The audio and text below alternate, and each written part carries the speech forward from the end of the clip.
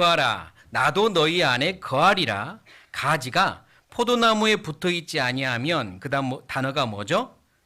저절로잖아요. 저절로 과실을 맺을 수 없음 같이. 저는 이 말씀을 사실 이렇게 바꿔서도 하나님 예수님이 말씀할 수 있었거든요. 너희가 내 안에 있으면 마치 포도나무에 가지가 붙어 있으면 저절로 열매를 맺는 것처럼 너희도 열매를 맺을 것이다. 저절로 열매를 맺을 것이다. 이렇게 말씀할 수도 있었는데 너희가 내 안에 있지 않으면 저절로 열매를 맺을 수 있는데 안 된다라고 말씀하셨어요. 다시 말해서요. 거듭난 그리스도인들에겐 열매가 선물로 주어졌지만 조건이 있습니다. 그냥이 아니에요. 그 중요한 조건이 6글자로 뭐라면 내 안에 거하라예요. 내 안에 있을 때 저절로 열매를 맺는다. 그러니까 내 안에 거하라가 굉장히 중요한 말씀인 겁니다. 거듭난 그리스도인들에게 굉장히 중요한 말씀이에요. 성화라고 하는 하나님이 준비한 또 엄청난 영광의 선물을 내 것으로 만들기 위해 열매 맺기 위해 중요한 조건이 내 안에 거하라입니다. 잘못된 가르침이 있습니다. 요즘 만연하고 있고 특히 저 미국의 굉장히 유명한 어떤 목사님의 저술과 말씀을 통하여 더 이런 게 인식이 되고 있는데 구원을 받으면 성화는 자연스럽게 오는 선물입니다. 다시 말해서 구원받았는데 성화가 이루어지지 않으면 그 사람은 구원이 아니라는 증거입니다. 라고 가르칩니다. 구원에 대해서 설명을 해요. 영원한 속죄도 알려줍니다. 그런데 조건이 붙었어요. 구원을 받았어도 성화가 이루어지지 않으면 그 사람은 구원 아닙니다. 왜? 구원과 성화는 동시에 오는 선물이라고 가르칩니다. 그러니까 이 사람이 구원을 받았는지 안 받았는지 알려면 지금 당장의 간증을 보고 아는 게 아니라 끝까지 성화하는지 지켜봐야 합니다. 끝까지 지켜봐야 아는 거예요.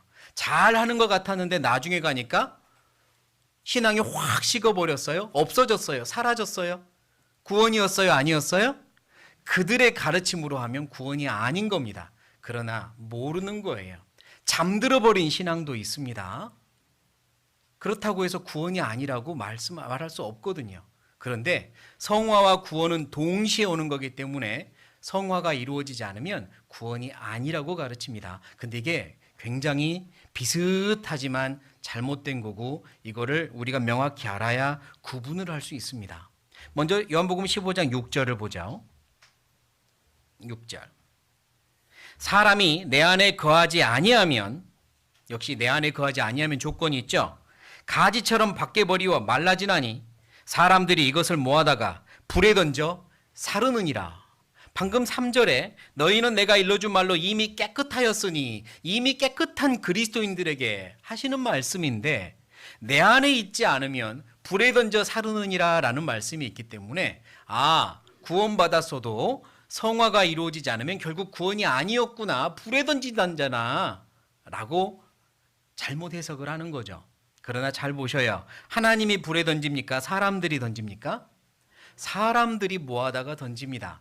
다시 말해서 구원받았어도 정상적으로 열매 맺는 신앙생활을 하지 않으면 세상에서도 쓸모없는 사람이 된다는 이야기입니다. 여기서만 이렇게 말씀을 하면 신중하게 해석을 해야 되겠죠. 그러나 마태복음 5장에 보면 너희는 세상의 소금이라고 말씀하면서 소금이 만일 그 맛을 잃으면 어떻게 되느냐? 어떻게 될까요? 마태복음 5장을 찾아보죠. 마태복음 5장.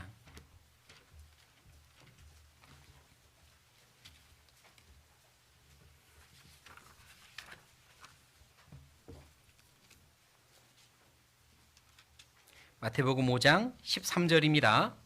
13절. 제가 읽겠습니다. 너희는 세상의 소금이니 소금이 만일 그 맛을 잃으면 무엇으로 짜게 하리요? 후에는 아무 쓸데없어. 같이 읽겠습니다. 다만 밖에 버리워 사람에게 밟힐 뿐이니라. 여기도 누구에게 밟힌대요? 하나님께, 사람에게 밟힐 뿐이니라. 그러니까 우리가 구원받으면 세상의 빛과 소금인데 열매 맺지 않고 또 내 안에 거하라 하신 하나님의 말씀처럼 살지 않으면 맛을 잃어버리고 쓸모없어져서 사람들에게도 밟히는, 세상에서도 아무런 유익과 가치를 느끼지 못하는 그런 삶을 살게 됩니다. 그러니까 이건 지옥에 간다, 구원이 아니었다는 의미가 아닌 거예요. 사람들이 모아다가 불에 던지느니라 사람에게 밟히느니라. 그래서 이렇게 잠들어 버린 신앙생활을 하는 사람들에게 고린도전서 3장은 뭐라고 말씀하냐면 구원을 어때? 불 가운데서 얻은 것 같은 구원이라고 하셨어요. 불 가운데서 얻은 것 같은 구원. 다 타버리고 내가 했다고 생각했던 모든 것들이 타버리고 하나님 앞에서는 손에 드릴 만한 게 하나도 없이 구원만 딸랑 받아서 온 사람.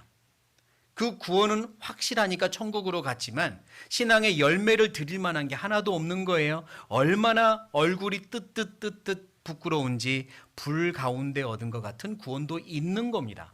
이 사람은 성화를 이루지 못했죠. 열매 하나 없을 테니까. 그래도 구원은 구원이잖아요.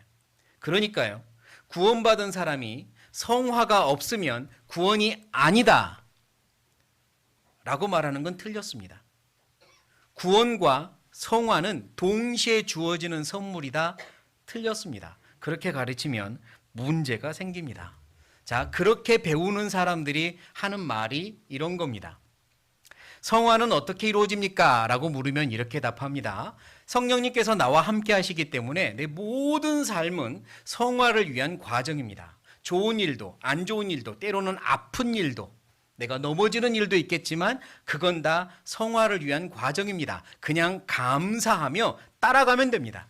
그냥 물 흐르듯 따라가면 성화로 이루어지는 거예요. 그게 하나님이 주신 선물입니다 라고 말합니다. 그냥 감사하며 따라가면 됩니다. 그럴듯하죠? 틀린 거 발견했습니까? 맞는 것 같잖아요. 그러나 틀린 게 있어요. 틀린 게 있습니다. 자, 제가 다시 이야기해 보겠습니다. 우리의 삶은 성령님께서 인도하십니다. 제가 이제 맞는 이야기를 할게요. 거듭난 그리스도인은 성령님이 인도하십니다. 성화를 위해서 이끌어 가십니다. 때로는 훈련도 시키시고요. 때로는 음침한 골짜기를 지나기도 하시고 때로는 꽃길을 걷듯 또 즐거운 어떤 행복한 순간들도 당연히 주십니다. 그러다가 때로는 넘어지기도 하고 때로는 아픈 일을 겪기도 합니다. 그런데 우리는 매 순간 하나님을 사랑하면서 최선의 선택을 하며 살아갑니다. 하나님께 기도하며 최선의 선택을 하며 살아갑니다. 하나님은 내게 최선을 다하고 계시니 나도 하나님을 사랑하는 마음으로 최선의 선택을 하는 겁니다.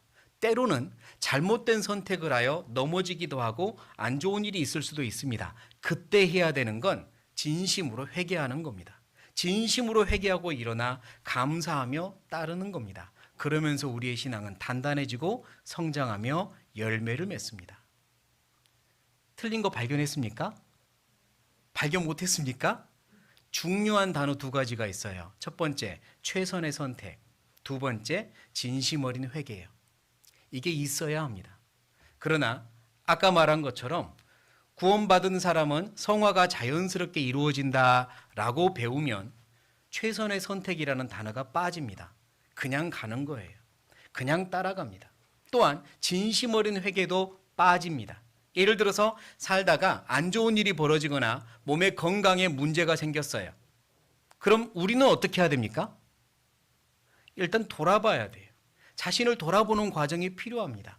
혹시 내가 하나님 앞에 뭔가 잘못된 일은 없었을까? 삶을 돌아보고 그리고 이 모든 일을 주신 하나님께 감사하며 주님의 뜻에 맡기겠습니다. 제가 어떻게 해야 되는지 힘을 주세요 하고 감사하며 따르는 겁니다. 그게 신앙생활이죠. 그러나 아까 말한 구원과 성화는 동시에 옵니다. 그냥 믿고 물 흐르듯 따라가세요 라고 가르치면 돌아보는 과정이 생략됩니다.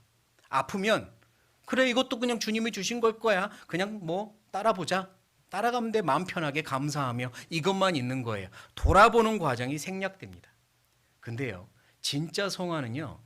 최선의 선택을 하는 과정이 있어야 되고 진심으로 회개하고 돌아보는 과정이 있어야 돼요. 그게 빠지면 안 됩니다. 근데 그게 빠져요. 그러니까 그렇게 믿는 사람들이 어떤 이야기를 하냐면 우리는 항상 마음 편하다 그래요. 항상 마음이 편하고 감사합니다. 전도가 안 된다. 그것도 하나님 뜻이죠. 때가 되면 해줄 겁니다. 그것 때문에 고민하고 걱정하고 눌리는 건 아주 수준 낮은 신앙입니다라고 말해요. 그래서 저처럼, 우리처럼 진심으로 회개도 하고 전도가 안 돼서 가슴 아파 눌리고 최선의 선택을 하기 위하여 신앙에 근심을 하는 그리스도인들을 향해서 수준 낮은 신앙생활을 한다고 말합니다. 아, 수준이 낮아. 그렇게 하는 거 아니에요. 그냥 마음 편하게 따라가면 돼요. 뭐 그렇게 고민하고 걱정하세요. 걱정이 아니라 근심하세요. 그러나 진짜 신앙생활은요, 최선의 선택을 위해 근심하는 겁니다. 하나님은 우리를 최선을 다해 사랑하셨어요. 그래서 우리를 위하여 모든 걸 가장 선한 방향으로 노력하십니다. 하나님의 최선의 노력의 결과 내가 이 자리에 있는 거예요. 그건 맞습니다. 하나님의 최선의 결과 내가 여기 있어요. 그렇다고 해서 내가 최선의 선택을 하지 않아도 된다는 합리화를 시키면 안 됩니다. 그냥 따라가면 돼. 그게 아니라 우리는 수없이 많은 갈림길에서 최선의 선택을 하며 따라가야 돼요. 하나님 뜻이 무엇입니까? 가르쳐 주세요. 이럴 때는 어떻게 해야 됩니까? 알려주세요. 혹시 제가 잘못된 걸 선택했으면 하나님 돌이키게 깨닫게 해주세요. 우리는 그 과정이 계속 필요한 거예요. 그러면서 열매 맺어 가는 겁니다. 그게 성화의 과정이에요. 그래서 성경 곳곳에는요, 이런 말씀들이 계속 우리에게 알려주시잖아요. 선택하라. 오늘날 너희는 섬길 자를 택하라. 아브라함은 롯에게 네가 우하면 나는 좌하겠다. 선택하라.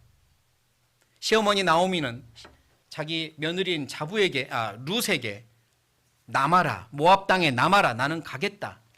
그러나 룻은 아닙니다. 저 따라갈 겁니다. 선택을 하잖아요. 다른 며느리인 오르바는 저는 남겠습니다. 계속 선택의 과정입니다. 또한 예수님은요, 제자들에게 여러 차례 이런 행동을 하셨는데요. 갈릴리 호수에서 풍랑에 뒤집힐 뻔한 제자들에게 예수님이 나타나셨을 때 지나가려 하십니다. 지나가려 하셔요. 무슨 이유일까요? 잡으라는 겁니다. 잡아라. 너희가 불러라. 잡아라. 엠마오로 내려가는 길에 부활하신 예수님이 제자들을 만납니다. 동행을 하시다가 어느 지점에서 그냥 가려고 하셔요. 그때 붙잡습니다. 같이 있어 주세요. 저희와 같이 조금 더 함께 해주세요. 잡으라는 이야기예요. 예수님은요, 모든 순간 함께 하시지만 때로는 우리가 붙잡기를 원하세요. 선택입니다. 최선의 선택을 해야 돼요. 사도 바울도 그래서 늘 고민했던 게 내가 남에게 전파한 후에 내가 버림이 될까 두려워했고 선 줄로 생각하는 자는 넘어질까 항상 조심을 하고 있고 그리고 끝에 가서 그의 간증은 내가 선한 싸움을 싸우고 믿음을 지켰다라고 간증을 했습니다. 선택한 거죠. 가장 선한 길로 선택해가는 과정, 그게 신앙생활입니다. 그게 사랑이거든요. 아까 구원도 사랑을 통해 받는다고 그랬죠. 선택하고 결심하고 버리고 받아들이는 거예요. 신앙생활도 마찬가지고 성화도 마찬가지입니다. 선택하고 그 다음 뭐예요? 결심하고 그 다음 버리고 그리고 받아들이는 과정이 사랑의 과정이에요. 그러면서 열매는 맺어가는 겁니다. 저절로 가만히 있으면 다 잘 되는 거 아니에요. 열매를 더 맺을 수 있는데 덜 맺히게 되는 겁니다.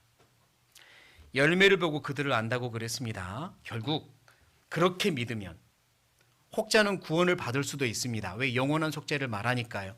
그러나 구원을 안 받을 수도 있습니다. 왜? 끝에 가봐야 아니까. 성화가 더 중요하니까. 그렇게 믿으면 구원이 아닐 수도 있고요. 또 구원을 받았다 할지라도 천국 가서는 열매가 드러날 겁니다. 어떤 열매를 맺혔는지. 또 그런 분들과 구분하는 한 가지 방법, 이게 올바른 믿음인지 아닌지 구분하는 한 가지 방법은요, 당신이 구원받았다는 확실한 증거가 뭡니까? 이렇게 물어보면 좀 나옵니다. 당신이 구원받았다는 확실한 증거가 뭡니까? 여러분께 물어보면 뭐라고 대답할 거예요? 누가 주인공이 돼요? 예수님이 주인공이 돼요. 완벽하신 예수님이 완벽하신 구원을, 영원한 속죄를 이루셨기 때문에 그게 내가 구원받았다는 증거입니다. 주인공은 예수님이 되죠. 그런데요, 성화가 아니면 구원이 아니다 라고 믿으면 주인공이 누가 되냐면 자기가 됩니다. 그래서 이렇게 대답을 해요. 당신이 확실히 구원받았다는 증거가 뭡니까? 예, 제 마음속에 감사가 있기 때문입니다. 제 마음속에 여전히 주님을 사랑하는 마음이 있기 때문입니다. 제 마음속에 여전히 주님을 떠나고 싶지 않은 간절함이 있기 때문입니다. 그래서 제 구원이 증거입니다. 구원이 확실하다는 증거입니다. 이러는 거예요. 틀렸습니다. 그렇게 되면요, 성경 안에서도 뜨겁게 살다가 푹 식어버렸다가 다시 돌아온 사람도 있거든요. 마가와 같은 사람. 그럼 그 사람은 구원의 확실한 증거가 있다가 푹 식었다는 증거가 사라졌다가 다시 돌아왔을 때 증거가 생긴 겁니까? 아니에요. 그게 증거가 되면 안 되죠. 우리의 구원의 확실한 증거는 완벽하신 하나님, 완벽하신 예수님, 완벽한 십자가의 사랑, 그게 증거거든요. 근데 자기가 되는 거예요. 자기 마음을 들여다보는 자는 어리석은 자라고 했는데 내 마음이 감사가 있으니까 그렇다는 겁니다. 그래서 위험합니다.